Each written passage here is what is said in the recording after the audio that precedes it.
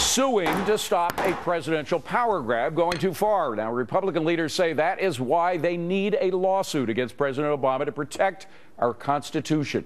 Democrats say it's a waste of time and money, but one prominent constitutional law scholar who voted for the president at least the first time agrees with the GOP. When a president can govern alone, he can become a government unto himself, which is precisely the danger the framers sought to avoid. So, John Tamny, who's got it right? Well, you know, I love, presidents have always tried to grab power, but it's a waste of time, and that's precisely why I love it so much. It's when politicians are active, when they're actually passing laws, that we're made worse off. If you can promise me for the next 2 years that President Obama and the Republican Congress will be in court, I can promise you massive economic growth, because when we're left alone, we tend to prosper. Okay, well, let's keep it, though, specifically on this topic, Rick. You know the Constitution pretty well as a lawyer. What the president has been doing in changing law that has been established, in particular Obamacare, you think of the ways in which he's changed the law. That's not executive order. That's changing the law that's created by Congress, not by the president. Well, wait, we have to be careful here. Yeah, I understand that you may feel that way, but if we're talking about... What do you mean, feel that way? It has happened dozens of times where the president has literally changed Obamacare law. With great detail in using IRS regulations that he had the right to. But do you want to talk about that or the lawsuit?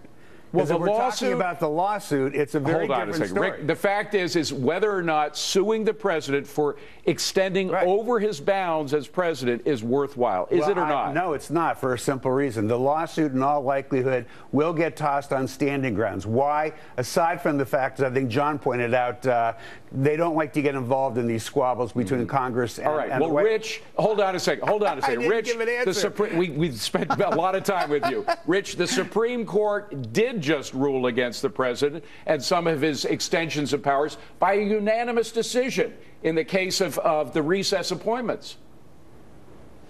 Yeah, look, there's always going to be a border war between the powers the Congress has and the powers that the president has. And I think every once in a while we need clarity. That's why I support this suit. Now, I will say it's probably going to be disastrous for the Republicans in a PR sense. And the Republicans have proved, you know, that they're pretty good at being disastrous in their attacks on the president when it comes to PR.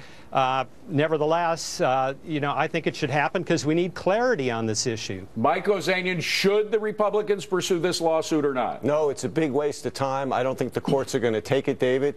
And I think the disastrous part of this is it's going to embolden President Obama to even issue more executive orders once the courts say they're not going to take it. But, Emac, I mentioned the Supreme Court decision, the unanimous decision against the president on one extension of his authority. How about the Hobby Lobby decision? Yeah. That was overturned by the Supreme Court. It was a much closer decision. It's as close as you can get. But this was a rule that was made up within HHS, within the president's own administration, that was overturned by the Supreme Court. Yeah, I think that's separate from an executive action, though, right? I mean, when we're talking... It was an extension of presidential authority, changing law. Yes, now I get what you're saying. I understand. The president has done things like this, executive actions, at a slower rate than George W. Bush or Reagan or Carter. But what he's done, David, is so big and so huge qualitatively. His decisions are so big, it is up to Congress to decide these issues. And what's effectively here, he's doing what's called, what I think is an ad hoc line item veto, where he's suspending parts of health reform. That's like a line item veto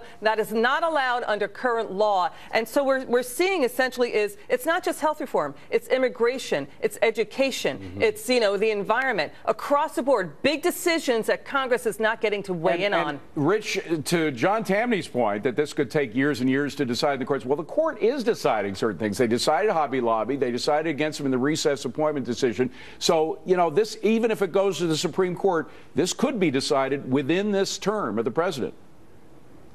Yeah, possibly. There's probably a greater likelihood it will be thrown out because there's no standing. But I think this is a great national debate to have. I mean, this president has sort of imperialistic leanings. Now, I don't know whether he came into office that way or he's simply frustrated that he can't get his way with the Republican Congress. But nevertheless, it is what it is, and he should be tested on it. Rick? I agree. Oh. Wow. I don't want to take too much time, so we need to move on to somebody else. That was amazing. No, I have nothing to say either. We got to leave it at that.